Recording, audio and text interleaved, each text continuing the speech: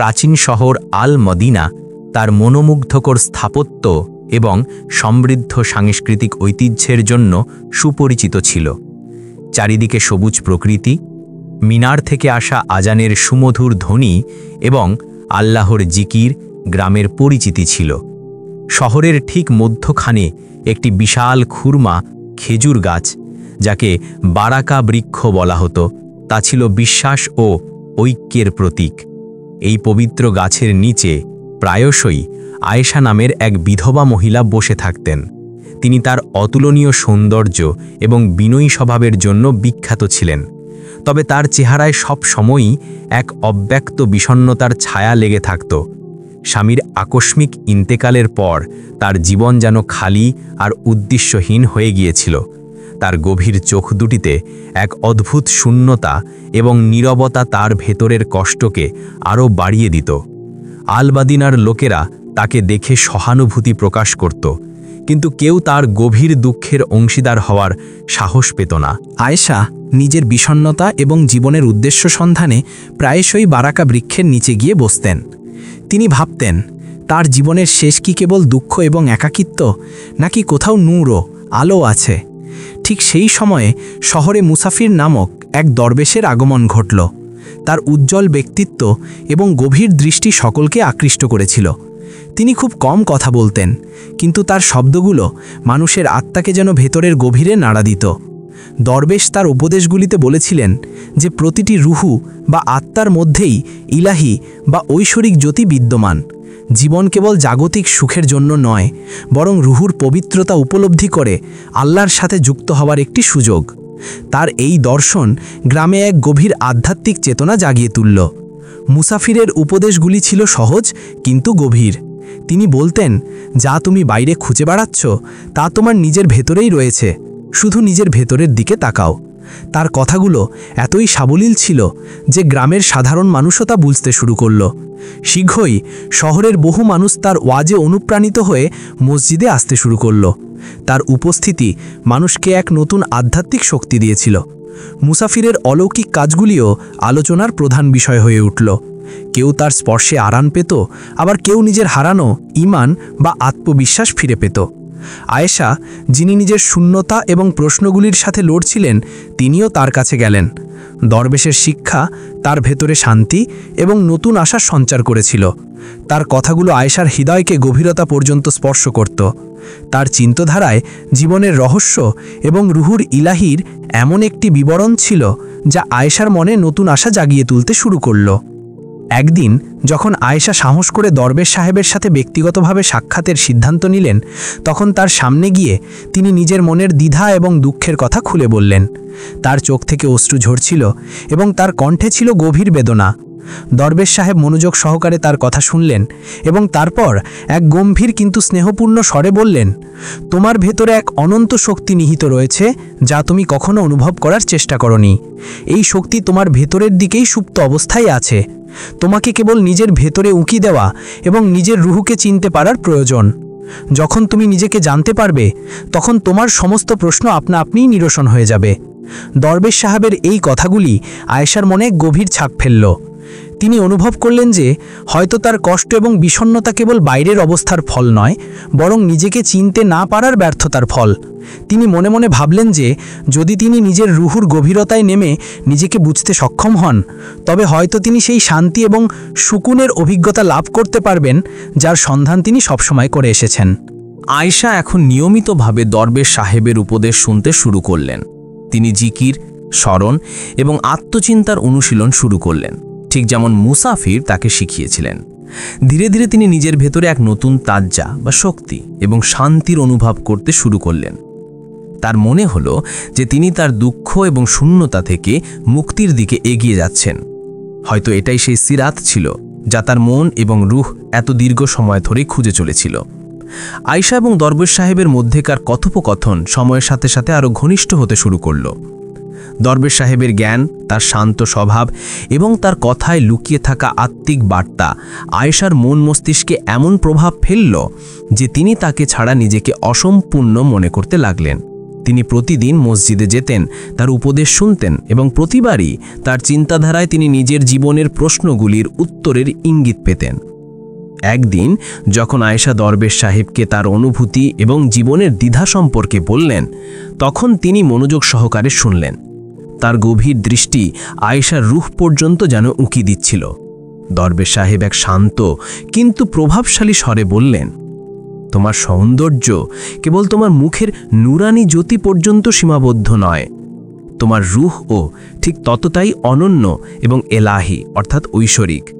কিন্তু দুর্ভাগ্যবশত তুমি কখনো নিজের ভেতরে উঁকি দিয়ে এই সত্যকে চেনোইনি। তুমি সবসময় বাইরের দুনিয়ায় তোমার প্রশ্নগুলির উত্তর খোঁজার চেষ্টা করেছ, অথচ সেই সব উত্তর তোমার নিজের ভেতরেই নিহিত। যদি তুমি আমার মুর্শিদে আসো এবং আমার কথাগুলিকে তোমার জীবনের অংশ করে নাও, তবে তুমি তোমার জীবনের আসল উদ্দেশ্য খুঁজে পাবে। আয়েশা এই কথাগুলিতে খুব অনুপ্রাণিত হলেন। তিনি অনুভব করলেন যে দরবেশ সাহেবের কথাগুলি কেবল তাকে উৎসাহই দিচ্ছে না, বরং তার ভেতরে ঘুমিয়ে থাকা আশা এবং স্বপ্নগুলিকেও আবার জাগিয়ে তুলছিল। তিনি তার শিক্ষা এবং উপস্থিতিতে নিজেকে আরও শান্ত এবং ভারসাম্যপূর্ণ মনে করতে লাগলেন। ধীরে ধীরে দরবেশ সাহেব এবং আয়েশার মধ্যেকার সম্পর্ক আধ্যাত্মিক আলোচনা থেকে এগিয়ে একটি ব্যক্তিগত স্তরে পৌঁছতে শুরু করল। তারা এখন কেবল দর্শন এবং রূহ এর বিষয় নিয়ে আলোচনা করতেন না, বরং আয়েশার জীবনের ছোট বড় সমস্যা, তার ভয় এবং তার স্বপ্ন নিয়েও খোলাখুলিভাবে কথা বলতেন। আয়েশার এমন মনে হতো যেন মুসাফির কেবল তার পথপ্রদর্শক ছিলেন না, বরং তার জীবনের সেই সব অংশও বুঝতে পারছিলেন যা তিনি নিজেও ঠিকভাবে বুঝতে পারেননি। তাদের সাক্ষাৎ এখন কেবল সাধারণ আলোচনার মধ্যে সীমাবদ্ধ ছিল না, বরং সেগুলিতে এক গভীর সম্পর্ক এবং একটি আবেগপূর্ণ দিকও যুক্ত হতে শুরু করল। আয়েশার জীবনে দরবেশ সাহেবের স্থান এখন একজন পীরের চেয়েও বেশি হয়ে গিয়েছিল এবং তার উপস্থিতিতে তিনি নিজের অস্তিত্বকে সার্থক অনুভব করতে লাগলেন। আল মাদিনা এবং আয়েশার মধ্যে বাড়তে থাকা সম্পর্ক নিয়ে আলোচনা আরও দ্রুত হতে লাগল। কিছু লোক এটিকে দরবেশ সাহেবের কারামত এবং তার উপদেশের শক্তি মনে করল, আবার কিছু লোক এটিকে সন্দেহ এবং সমালোচনার দৃষ্টিতে দেখতে শুরু করল। শহরে ফিসফাস শুরু হলো। একদিন শহরের এক যুবক দরবেশ সাহেব এবং আয়েশাকে মসজিদের একটি নির্জন কোণে গভীর কথোপকথন করতে দেখল। সেই দৃশ্য দেখে বিস্মিত হলো এবং তৎক্ষণাৎ এই কথা শহরের অন্য লোকেদের জানিয়ে দিল। যুবকটি এই ঘটনাকে বাড়িয়ে চড়িয়ে বলল, যার ফলে মানুষের মধ্যে এই আলোচনা আরও দ্রুত গতিতে ছড়িয়ে পড়তে লাগল। ধীরে ধীরে এই কথা পুরো শহরে আগুনের মতো ফেঁয়ন নিয়ে গেল। যেখানে কিছু লোক দরবেশ সাহেব এবং আয়েশার এই সম্পর্ককে পবিত্র মানছিল, অন্যদিকে অনেক লোক এটিকে ভুল দৃষ্টিতে দেখতে লাগল। এই আলোচনাগুলি শহরের পরিবেশকে অশান্ত করে তুলল। এই পরিস্থিতি দেখে শহরের উলামা অর্থাৎ প্রবীণগণ বিষয়টির গুরুত্ব অনুধাবন করলেন এবং সিদ্ধান্ত নিলেন যে এর সমাধান করার জন্য একটি মজলিস বা পঞ্চায়েত ডাকা হবে। মজলিসের উদ্দেশ্য ছিল যে উভয় পক্ষের বক্তব্য শোনা হবে এবং এই বিষয়ে ফয়সালা বা সিদ্ধান্ত করা হবে যে যা কিছু ঘটছে তা শরীয়ত অর্থাৎ সঠিক কিনা। মজলিসের জন্য শহরের সব প্রধান ব্যক্তিরা একত্রিত হলেন। দরবেশ সাহেব এবং আয়েশা দুজনকেই ডাকা হলো যাতে তারা তাদের সম্পর্ক এবং বাড়তে থাকা আলোচনা নিয়ে নিজেদের বক্তব্য রাখতে পারেন। শহরের মানুষ উদ্বেগ এবং কৌতূহল নিয়ে এই মজলিসের জন্য অপেক্ষা করছিল, কারণ এই বিষয়টি এখন কেবল দরবেশ এবং আয়েশার মধ্যে সীমাবদ্ধ ছিল না, বরং শহরের সম্মিলিত আকীদা অর্থাৎ বিশ্বাস এবং ঐতিহ্যের সাথেও যুক্ত হয়ে গিয়েছিল। মজলিসের সামনে যখন আয়েশাকে প্রশ্ন করা হলো, তখন তিনি নিজেকে এবং নিজের হৃদয়ের বেদনাকে গোপন করতে পারলেন না। তার মন ভারাক্রান্ত ছিল এবং তার চোখে ছিল অশ্রু। তিনি দুর্বল কণ্ঠে স্বীকার করলেন যে তিনি দরবেশ সাহেবের কথাগুলিতে প্রভাবিত হয়ে পড়েছিলেন। তিনি এও বললেন যে দরবেশ সাহেবের শিক্ষা এবং তার শব্দ তাকে অভ্যন্তরীণ শান্তি এনে দিয়েছিল, কিন্তু ধীরে ধীরে তিনি নিজের সিরত থেকে বিচ্যুত হয়ে গেলেন। আয়েশা বললেন, আমি ভেবেছিলাম যে আমি রুহের গভীরে প্রবেশ করে নিজের জীবনকে বুঝতে পারব, কিন্তু এখন অনুভব হচ্ছে যে আমি আমার আকীদা ভুল দিকে পরিচালিত করেছি। তার কণ্ঠে ছিল অনুতাপ এবং এটি পরিষ্কার ছিল যে এই মিথ্যে বসওয়াসায় ফেসে যাওয়ার জন্য তার নিজের প্রতিও রাগ ছিল। দরবেশ সাহেব তাকে উত্তর দিলেন, কিন্তু তার স্বর ছিল শান্ত এবং গম্ভীর। তিনি নিজেকে নির্দোষ দাবি করে বললেন যে আমি কেবল আয়েশাকে আধ্যাত্মিক জ্ঞান দেওয়ার চেষ্টা করেছি, আমি তাকে কখনো ভুল রাস্তা দেখানোর চেষ্টা করিনি। তিনি এও বললেন যে তার শিক্ষা কেবল মারিফাত অর্থাৎ আত্মজ্ঞান এবং অভ্যন্তরীণ শান্তির দিকে ছিল এবং তিনি কখনো কাউকে তার ব্যক্তিগত সম্পর্কে জড়ানোর উদ্দেশ্য রাখেননি। কিন্তু তার কথাতেও এমন কিছু ছিল যার কারণে শহরের মানুষ পুরোপুরি সন্তুষ্ট হতে পারল না। শহরের উলামা এবং মজলিসের অন্যান্য সদস্যরা দীর্ঘ বিচার বিমর্শের পর এই সিদ্ধান্তে পৌঁছলেন যে এই বিষয়টির সবচেয়ে ভালো ফয়সালা অর্থাৎ সমাধান এটাই হবে যে দরবেশ সাহেবকে শহর ছেড়ে চলে যাওয়ার আদেশ দেওয়া হোক। মজলিস বলল যে এটি সঠিক নয় যে শহরের শান্ত এবং সাধারণ জীবনকে এই ধরনের মতানৈক্য এবং ভ্রমের দ্বারা ব্যাহত করা হোক। দরবেশ সাহেবকে শহর ছাড়ার সিদ্ধান্ত শোনানো হলো। আয়েশাও এই সিদ্ধান্তে আঘাত পেলেন, কিন্তু মজলিসের সিদ্ধান্তকে সম্মান জানাতে হলো। আয়েশা নিজের ভুল স্বীকার করলেন, কিন্তু তার মনে এই প্রশ্নও উঠল যে তিনি কি সত্যিই সঠিক পথে ছিলেন এবং এখন তাকে নিজের জীবনের সিরাতে অর্থাৎ পথে কিভাবে পরিবর্তন আনতে হবে। দরবেশ সাহেবের শহর ছেড়ে চলে যাওয়ার পর আয়েশার আত্ম অনুসন্ধানের প্রক্রিয়া আরও গভীর হল। তিনি নিজের সাথে আহাদ অর্থাৎ প্রতিজ্ঞা করলেন যে তিনি নিজের ভুলগুলি থেকে শেখার চেষ্টা করবেন এবং নিজের জীবনকে সঠিক পথে চালিত করবেন। তার চোখে এখন আগের মতো শূন্যতা ছিল না, বরং এক নতুন বোঝাপড়া এবং অভ্যন্তরীণ শক্তির আভাস ছিল। তিনি অনুভব করলেন যে তিনি নিজের দুঃখ এবং সমস্যাগুলির মোকাবিলা একাই করতে পারেন এবং তার খুশি এবং শান্তি অন্য কারোর উপর নির্ভর করতে পারে না। আয়েশা নিজেকে আত্মনির্ভর এবং শক্তিশালী করার সিদ্ধান্ত নিলেন। তিনি শহরের মহিলাদের শিক্ষিত করতে এবং তাদের আত্মনির্ভর করে তুলতে উদ্যোগ নিলেন। তিনি জানতেন যে মহিলাদের ক্ষমতায়ন কেবল তাদের ব্যক্তিগত জীবনেই পরিবর্তন আনবে না, বরং পুরো সমাজের জন্য ইতিবাচক ইনকিলাবের কারণ হবে। আয়েশা নারী শিক্ষার গুরুত্ব বুঝলেন এবং তিনি মহিলাদের পড়ানোর কাজ শুরু করলেন। ধীরে ধীরে শহরের মহিলারা তার সাথে যুক্ত হতে শুরু করল এবং আয়েশা তাদের আত্মবিশ্বাস, জ্ঞান এবং বোঝার সাথে জীবনের নতুন পথ দেখাতে লাগলেন। তিনি বুঝে গিয়েছিলেন যে বাইরের আকর্ষণ এবং অন্যদের মতামত থেকে দূরে আসল কুওয়াত অর্থাৎ শক্তি নিজের ভেতরের শক্তিকে চিনতে পারার মধ্যে রয়েছে।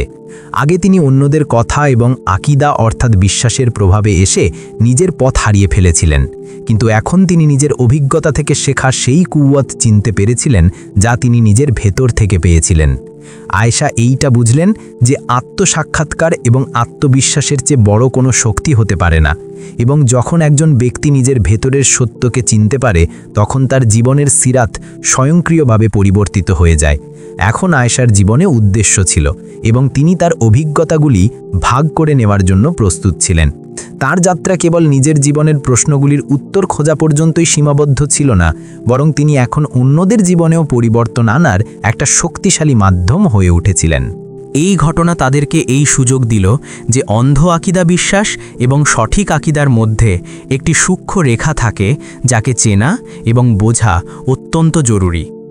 শহরের মানুষ অনুভব করতে শুরু করল যে কখনো কখনো নিজের আস্থা এবং আকিদার মধ্যে ভারসাম্য বজায় রাখা কঠিন হতে পারে এবং এটি জরুরি যে কোনো আকিদা বা ব্যক্তিকে সঠিক বোঝাপড়া এবং বিচার ছাড়া গ্রহণ না করা হোক। এই ঘটনা তাদের এও শেখালো যে কোনো দ্বীনি বা আধ্যাত্মিক পথপ্রদর্শককে সঠিক দৃষ্টিভঙ্গি ছাড়া মেনে নেওয়া, তাদের কথাগুলোর প্রভাবে এসে নিজেকে হারিয়ে ফেলা কখনো কখনো ভুল পথে নিয়ে যেতে পারে। এখন আল মাদিনার মানুষ কোনো বিষয়ে সিদ্ধান্ত নেওয়ার আগে আরও বেশি চিন্তা ভাবনা করবে, যাতে কোনো পরিস্থিতিতেই ন্যায়সঙ্গত এবং বিচক্ষণতার সাথে কাজ করা যায়। আয়েশার এই পথ চলাও এই পরিবর্তনের একটি গুরুত্বপূর্ণ অংশ হয়ে উঠেছিল। আগে তিনি কেবল একজন বিধবা ছিলেন যাকে নিজের শোকপূর্ণ অবস্থা এবং জীবনের সমস্যাগুলির সাথে লড়াই করে একাকিত্বের মুখোমুখি হতে হয়েছিল, কিন্তু এই ঘটনার পর আয়েশা কেবল নিজের রুহের গভীর বোঝাপড়াই পাননি, বরং তিনি তার অভিজ্ঞতা থেকে এমন কিছু শিখলেন যা পুরো শহরের জন্য অনুপ্রেরণার উৎস হয়ে উঠল। তিনি এখন কেবল একজন বিধবা রইলেন না, বরং এমন একজন ব্যক্তি হিসেবে আবির্ভূত হলেন যিনি নিজের ভেতরের কুয়াতকে চিনতে পেরেছিলেন এবং নিজের জীবনের দুঃখ থেকে উপরে উঠে অন্যদের জীবনকেও উন্নত করার দিকে পদক্ষেপ নিলেন। তিনি এখন শহরের মহিলাদের জন্য একটি আদর্শ হয়ে উঠেছিলেন। আয়েশা তার সমস্যা এবং সংগ্রামগুলিকে নিজের কুয়াতে রূপান্তরিত করেছিলেন এবং তার গল্প এখন শহরের প্রতিটি কোণে অনুপ্রেরণার একটি উদাহরণ হয়ে উঠেছিল। শহরের লোকেরা তাকে শ্রদ্ধা এবং সম্মানের সাথে দেখত, কারণ তিনি দেখিয়ে দিয়েছিলেন যে আত্মবিশ্বাস, কঠোর পরিশ্রম এবং সঠিক পথে এগিয়ে গেলে যে কোনো কঠিন পরিস্থিতিকে অতিক্রম করা যায়।